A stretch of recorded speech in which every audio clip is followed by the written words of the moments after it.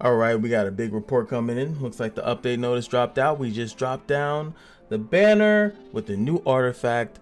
We had a little bit of problems with Alencia, but I think that everyone's gonna like this one. There's no way that we're gonna mess up this time. We went small dragon girl, no titties. We're gonna go with big dragon girl with titties. No way that this is gonna go. Finally a banner I can skip in peace. Oh my god, we're gonna have to talk to the committee again. Hey, you guys, you said that this character was good. We buffed her. I heard she was good. What do you we need to talk about this. What's going on? Do we really have to talk about this? Oh my god. Well, we really need to talk about, someone needs to scratch my back. I can't reach it.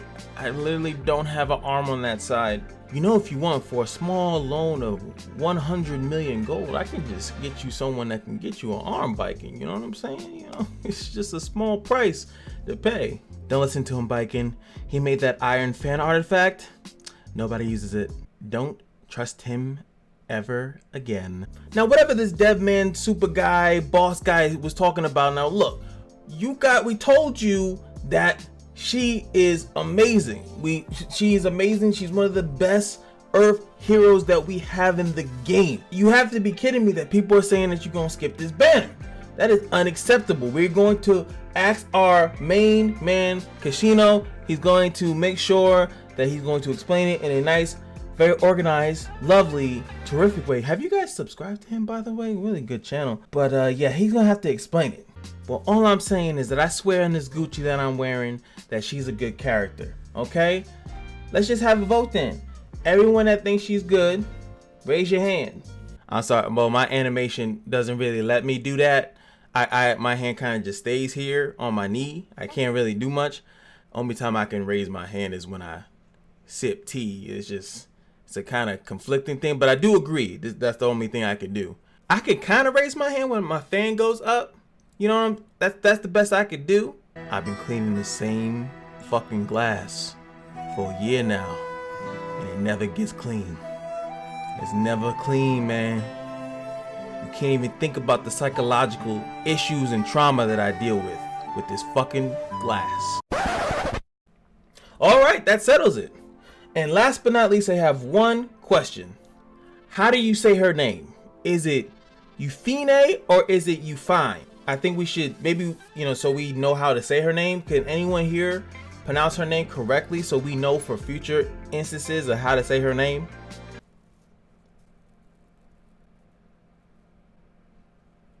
Well, I just been calling her Yuffie.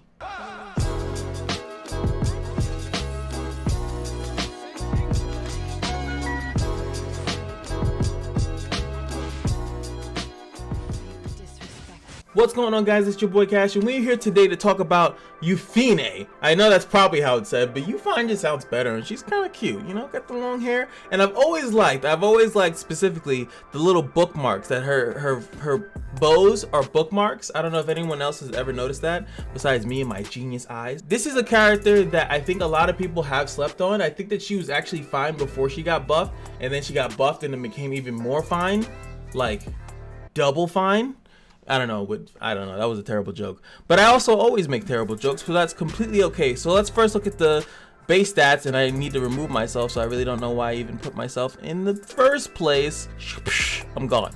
All right, so, oh, stop it, you mean person. All right, so here we go. So this is her without the awakening, and then we're gonna press that awakening button. As you can see, the attack is gonna go up, the HP goes up a little bit, and she's gonna get some crit chance and crit damage. I remember I was saying in the last video, I was like, I don't think there's any character that awakens into crit damage. Hello, people. Here she is. Now, the base speed is 109, and as you guys know, that is pretty decent. It's not the best, but when you got that much stack attacker on you, you know, you gotta respect it. So we got 1200 attack. Let's see where she fares with other characters. As you can see here, we got the highest base attacks in the game. And we have Gunther, which is stupid. Ludwig, Sermia,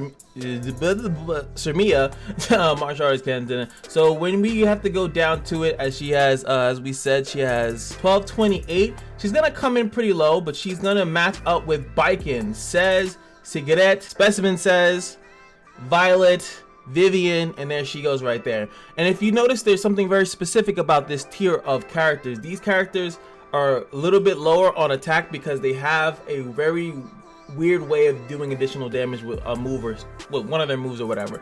Baiken has the bleed mechanic. ZEUZ has the when the HP gets low, but then he also has like when they're low on health, he nukes the mechanic.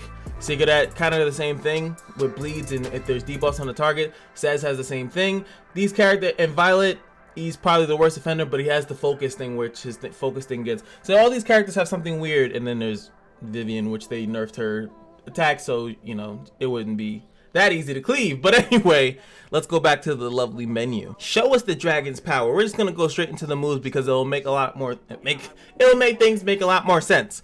All right, so first is the S1, which is going to be the double slash. Double slash attacks by swinging her weapon with 35% chance to decrease the defense for 2 turns. And I was speaking on this a little bit with Alencia's guide, is that as you can see, it goes to 40, then 50%, and it does a lot of damage. And leaving a 2-turn. Oh, you are. Look at that blade. That's ridiculous. But it's a 2-turn defense break, which is really good. Like I said in other videos, that if she dual attacks and leaves that there, then she can use it on her turn, which is really nice. Really nice. Perfect. And yeah, then you're gonna have the S2, which is the Dragon's Roar. Attacks with a dragon howl, dispelling 1 buff from all enemies with a 75% chance to silence for 1 turn before granting attack and speed. I think that was the buff that she didn't. I don't think she got any buffs when she did it, or maybe she got 1. Now, as you can see here, we can bring it up to 80, then to 85% to put the silence on.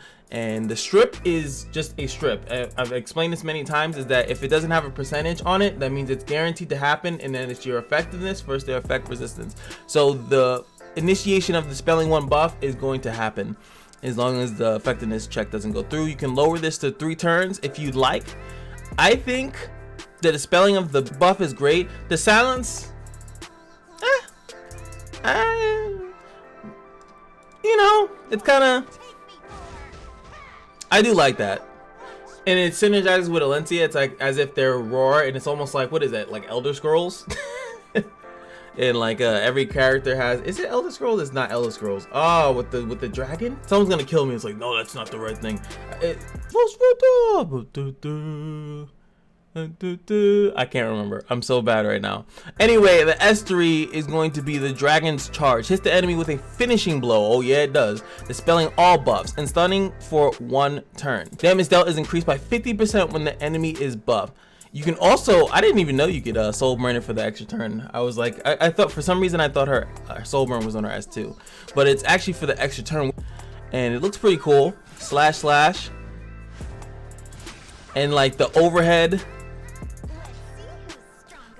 slice to pretty much like put as much power and weight behind it. This thing does ridiculous damage. The only way I can show you guys, I'm going to show you guys a clip from Mango's stream, because Mango's video, he showcased her for just a little bit. Now, regardless of what his actual stats are on the character, I do not have this character, I cannot show you it at all, but it's ridiculous how much damage she can put out. Alright, so here we go. This is the loveliness that is Mango.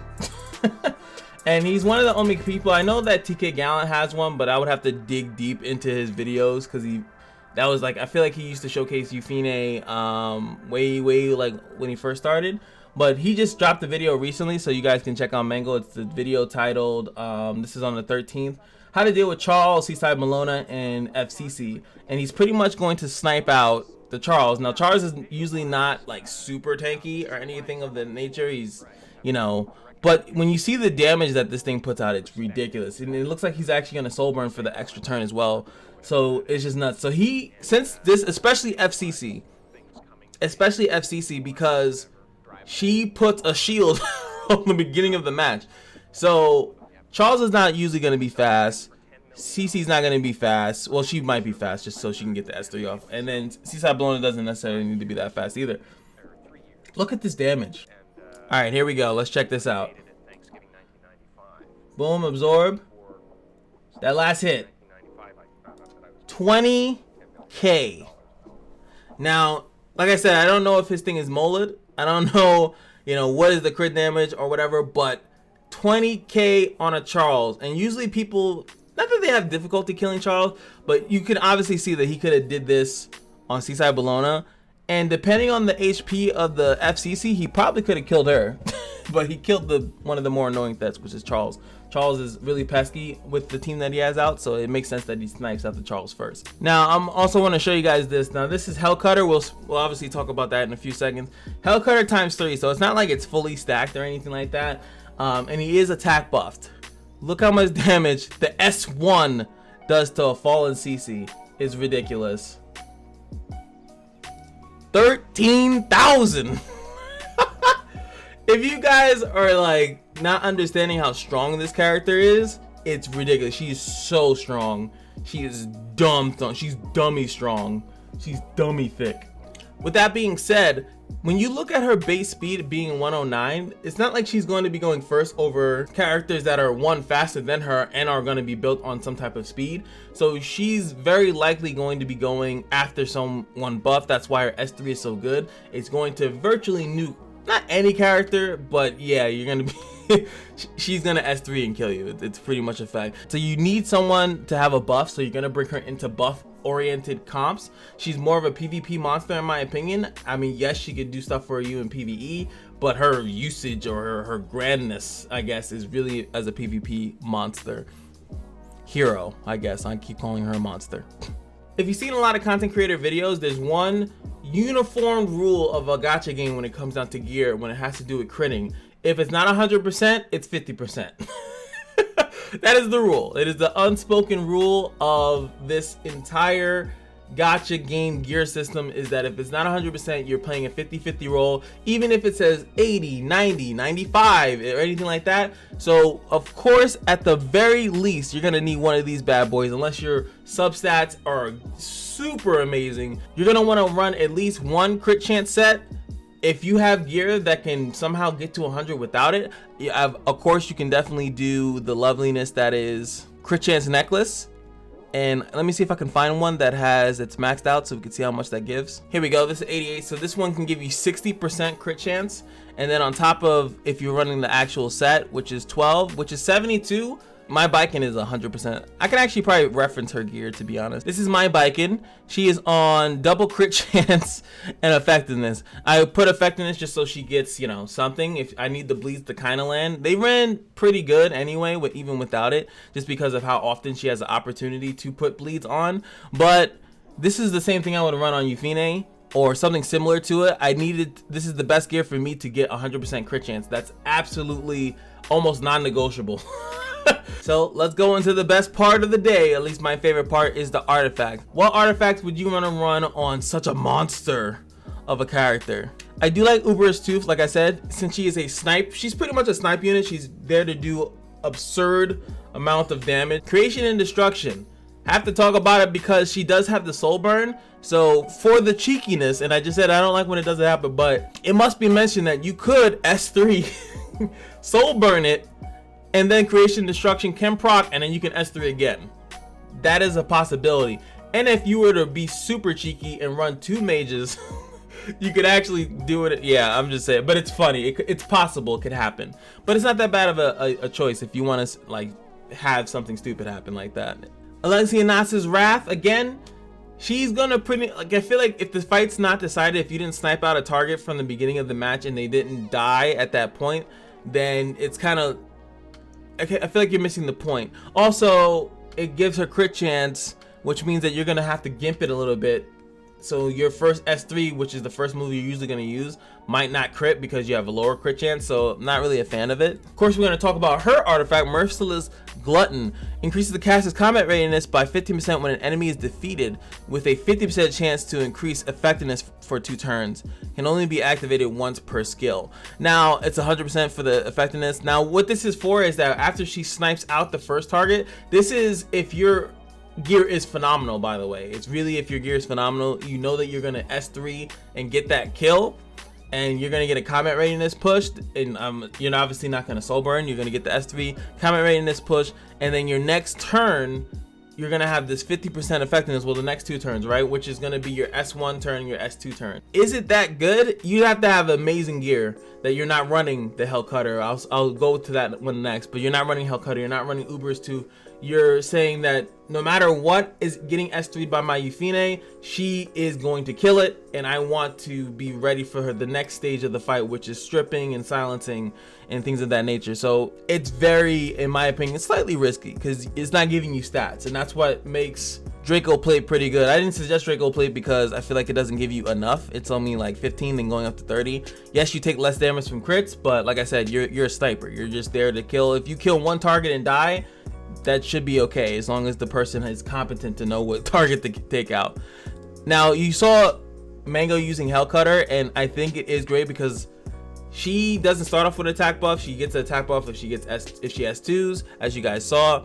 But the cool thing about Hell Cutter is it allows a more slower unit, a slower warrior unit, to pretty much come and hit with that when they do get a turn. It gives you a little bit crit chance in there, as you can see, 2%, 4% per turn, which is really not bad. So if you think about it, I'll just go back to here for a second. If you look at his comp that he has here, his thing was ×3 because that's kind of what it's usually going to be. Mate Chloe's going to go, Lox is going to go, and then Yufine is going to go because, you know, she can S3, or it doesn't even matter if she S3, she can S1, doesn't matter. Then he's going to S2 the Yufine. The Yufine is then going to be on turn 3 with an attack buff, and you're dead.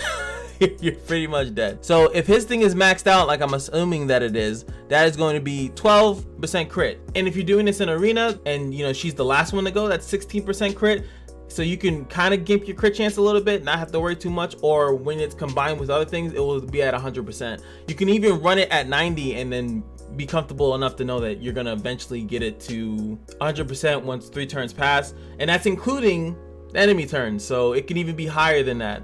So I wouldn't gimp it. I would still want your crit chance to be at least 80 to 90%, and then usually you'll have 100% by the time her turn goes, and it's gonna crit and the magic will fly. So I approve of this. The reason why I approve of this a little bit more than Alencia's is because it's maxed out at 2% and it's a 5-star artifact, so it's very difficult for this one for you to even have it maxed out. It's gonna take you a while. Meanwhile, a 4-star artifact, you probably already have this. You probably have 2 of these maxed out by now if you've been playing since the beginning, and it's just AKA it's just easier to obtain a 4-star artifact than it is a 5. So I always favor the 4-star artifacts a little bit better than the others. So anyway, what did you guys think of the Yufine guy? Did it help? Did you guys think that she was trash? She's definitely not trash. I actually looked through and I was being a jerk, is that person was more or less saying I think that he already has the character so he can skip it. But I do think that a lot of people think that Yufine is not that good. You know, it sucks that she came after like 3 other characters, Alencia, Charles, Deanne, and then you get Yufine, and it's like, unless you got the wallet of a god, you're not gonna be able to summon for her. That was a lot of bookmarks that you had to spend. But I remember in the past I did try to summon for her because she's really good. You know what? I'll give 5. I'll give her 5. 5 summons. 1. No, that'd be OD. Oh no, it is. Oh, okay. Artifact journal. Okay. It's probably still a new one though. Okay, whatever. 1, 2, 3. That's actually funny if I would have got her. 4. I don't think I would even get a message like I feel like, because I have a lot of characters already. Oh!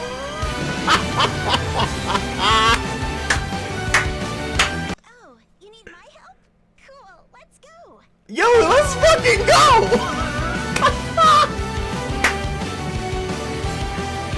Yo, should I just start the video over and like actually put it in the skits now? Oh shit, someone's tight right now. Someone's tight. Yeah. Oh, and we get the... I can't do ML summons. I have to wait. I have to wait until Tywin comes in so we can randomly get him for no reason. Alright, so that's the end of the video. Now I'm a real YouTuber now. Am I looking stupid? Anyway.